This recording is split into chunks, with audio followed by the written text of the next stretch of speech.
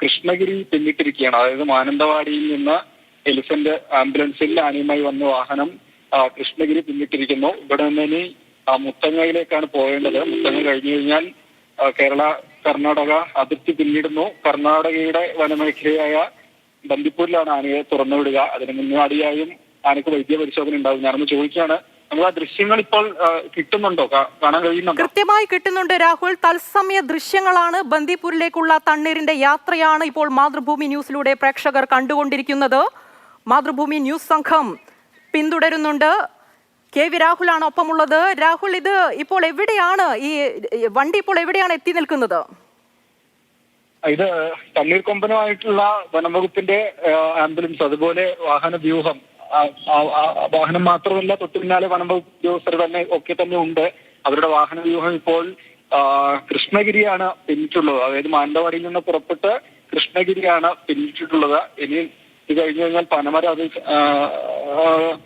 മുത്തങ്ങയാണ്. അതിനുശേഷമാണ് നമുക്ക് കേരള അതിർത്തി കടന്ന് കർണാടക അതിർത്തിയിലേക്ക് പ്രവേശിച്ച് ബന്ദിപ്പൂർ കടുവ സങ്കേതം വരുന്നത്. ബന്ദിപ്പൂരിൽ തന്നെ നേരത്തെ തുറന്നുവിട്ട ആനയാണ്. അതായത് കർണാടക വനം വകുപ്പ് ഹസൻ എന്ന് പറഞ്ഞ സ്ഥലത്ത് നിന്ന് പിടികൂടി റേഡിയോ കോളർ ഘടിപ്പിച്ച് ബന്ദിപ്പൂരിൽ മൂലഹൊള്ള എന്ന് പറഞ്ഞ സ്ഥലത്താണ് ആനയെ നേരത്തെ തുറന്നുവിട്ടിരുന്നത്. അവിടെ നിന്ന് നടന്നാണ് ആന മാനന്തവാടിയിൽ.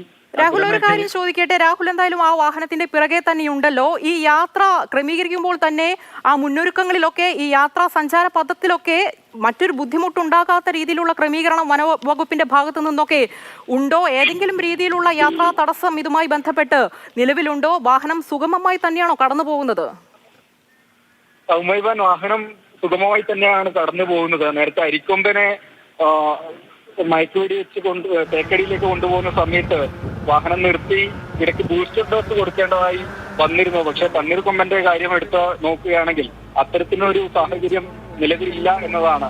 അതായത് നമ്മുടെ മാനന്തവാടിയിൽ നിന്ന്, ആ സ്പോട്ടിൽ നിന്ന് മയക്കുവെടി വെച്ചു കുങ്കിയാനകളുടെ സഹായത്തോടു കൂടി ലോറിയിലേക്ക് കയറ്റി. 3 കുങ്കിയാനകളാണ് ഈ തണ്ണീർക്കൊമ്പനെ ലോറിയിലേക്ക് കയറ്റുന്നതിന്, ആനിമൽ ആംബുലൻസിലേക്ക് കയറ്റുന്നതിന് ഉണ്ടായിരുന്നത്. അപ്പോൾ അങ്ങനെ ആംബുലൻസിലേക്ക് കയറ്റി അതിന്റെ കൂടെയുള്ള വനം വകുപ്പിന്റെ ഉദ്യോഗസ്ഥരും ഈ ആനയെ നോക്കുന്നവരൊക്കെ കയറി ആ വാഹനം നേരെ കടന്നു വരികയാണ്. വഴിയിൽ എവിടെയെങ്കിലും നിർത്തുകയോ മറ്റു ചികിത്സ നൽകേണ്ട സാഹചര്യമോ അല്ലെങ്കിൽ ബൂസ്റ്റർ ഡോസ് നൽകേണ്ട സാഹചര്യമോ ഒന്നും തന്നെ ഉണ്ടായിട്ടില്ല എന്നതാണ്. സുഗമമായി തന്നെ വാഹനം കടന്നു പോവുകയാണ്. നേരെ ബന്ദിപ്പൂർ ലക്ഷ്യം വെച്ച് തണ്ണീർക്കൊമ്പനുമായി വനം വകുപ്പ് ഉദ്യോഗസ്ഥർ കടന്നു പോവുകയാണ്. മാനന്തവാടിയിൽ കർണാടക വനം വകുപ്പിന്റെ ഉദ്യോഗസ്ഥരും എത്തിയിരുന്നു. അവർ നേരത്തെ തന്നെ അവിടെ നിന്ന് മടങ്ങുകയും ചെയ്തിരുന്നു. ഇത് തന്നെയായാലും മാനന്തവാടിയെ ഒരു ദിനം മുഴുവൻ മുൾമുനയിൽ നിർത്തി കേരളത്തെ ആകാംക്ഷയുടെ മുനമ്പിൽ നിർത്തിയ തണ്ണീർക്കൊമ്പനുമായുള്ള വാഹനവ്യൂഹം, വനംവകുപ്പിന്റെ വാഹനവ്യൂഹം കടന്നു പോവുകയാണ്. ബന്ദിപ്പൂർ ലക്ഷ്യമിട്ടാണ് നീങ്ങുന്നത്. ഇത് ബന്ദിപ്പൂരിലേക്ക്, അവിടേക്ക് ഇപ്പോ നേരത്തെ പറഞ്ഞ പ്രകാരമാണെങ്കിൽ മുത്തങ്ങയിലാണ് ഇപ്പോൾ എത്തി നിൽക്കുന്നത്. ആ യാത്ര തുടർന്നുകൊണ്ടേയിരിക്കുകയാണ്. ഇത് ബന്ദിപ്പൂരിലേക്ക് എത്ര സമയം കൊണ്ട് എത്തുമെന്നാണ് കണക്ക് കൂട്ടുന്നത്? നേരത്തെ കമൽ സൂചിപ്പിച്ച പ്രകാരമാണെങ്കിൽ രാത്രി 1 മണിയോടുകൂടി, അതായത് ഏകദേശം ഒരു 1.5 മണിക്കൂർ പിന്നിടുമ്പോഴേക്കും ബന്ദിപ്പൂരിലേക്ക് എത്താൻ കഴിയും. അങ്ങനെ തന്നെയാണോ കണക്ക് കൂട്ടേണ്ടത് രാഹുൽ? അതായത് മുത്തങ്ങയിലേക്ക് എത്തിയിട്ടില്ല. മുത്തങ്ങ മാനന്തവാടിയിൽ നിന്ന് ഏകദേശം ഒരു 54 കിലോമീറ്റർ ആണ് മുത്തങ്ങയിലേക്കുള്ളത്. യാത്ര മുത്തങ്ങയിലേക്ക് എത്തിയിട്ടില്ല. അതിനുശേഷമാണ് ബന്ദിപ്പൂർ വനമേഖലയിലേക്ക് വരിക. അപ്പോൾ അങ്ങോട്ടേക്ക് നമുക്ക് പ്രവേശനം ഉണ്ടോ എന്ന കാര്യത്തിൽ സംശയമുണ്ട്. കാരണം ഈ പാതയിൽ യാത്രാ നിരോധനം നിൽക്കുന്ന പാതയാണ്. അപ്പോൾ ഈ മുത്തങ്ങ കഴിഞ്ഞു കഴിഞ്ഞാൽ നമുക്ക് ആനയുടെ പിന്നാലെ വനംവകുപ്പിന്റെ അനുമതി കിട്ടുമോ എന്നൊരു സംശയം കൂടി നിലനിൽക്കുകയാണ്.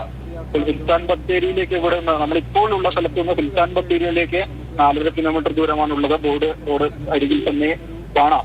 എങ്ങനെയായാലും നമ്മളീ പറഞ്ഞത്, ഏറ്റവും എടുത്ത് പറഞ്ഞത്, കേരളത്തെ മാനന്തവാടിയെ മുൾമുനയിൽ നിർത്തിയ ആനയാണ്. അതിനെ കൊണ്ടുപോകുന്ന സമയത്ത് അതിന്റെ പിന്നാലെ തന്നെ വരിക, ദൃശ്യങ്ങൾ പ്രേക്ഷകരിലേക്ക് എത്തിക്കുക എന്നത് നമ്മൾ ലക്ഷ്യമിട്ടിരുന്നു. അത് വിജയകരമായി തന്നെ ചെയ്യാൻ കഴിയും എന്നതിലുള്ള സന്തോഷമുണ്ട്. കാരണം രാവിലെ പുലർച്ചെയാണ് ആന മാനന്തവാടി ടൗണിലേക്ക് വരുന്നത്.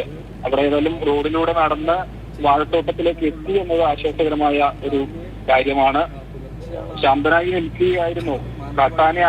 കാട്ടാനയാണ് എങ്കിൽ തന്നെയും അത്തരത്തിൽ അക്രമാസക്തനാകുന്ന ഒരു സാഹചര്യം പോലും ആനയ്ക്ക് ഉണ്ടായിരുന്നില്ല എന്നതാണ്. പക്ഷേ ജനങ്ങൾ വലിയ ആശങ്കയിലായിരുന്നു. നഗരമധ്യത്തിൽ കാട്ടാന എത്തുക എന്നതൊക്കെ പറയുന്നത് ആളുകളെ സംബന്ധിച്ച് വലിയ ആശങ്കയുള്ള ഒരു